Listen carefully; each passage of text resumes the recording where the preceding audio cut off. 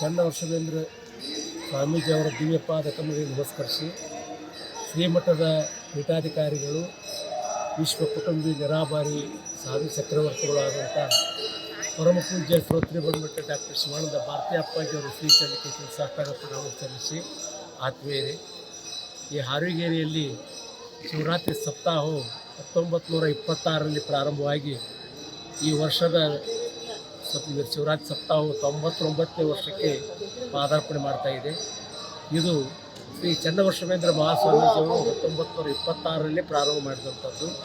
ಸಿದ್ಧಾರೂಢ ಮಠದಲ್ಲಿ 1920ರಲ್ಲಿ ಪ್ರಾರಂಭ ಆಗಿದೆ.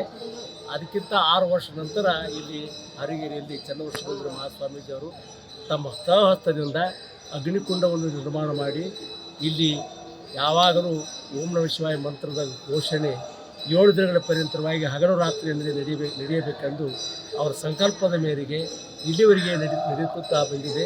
ಅದಕ್ಕೆಲ್ಲ ಭಕ್ತಾದಿಗಳು ತಮ್ಮ ತನುಮನಧನದಿಂದ ಸಹಾಯ ಸಲ್ಲಿಸಿ ಶ್ರೀಗಳವರಿಗೆ ಕೃಪೆಗೆ ಪಾತ್ರರಾಗಿದ್ದಾರೆ.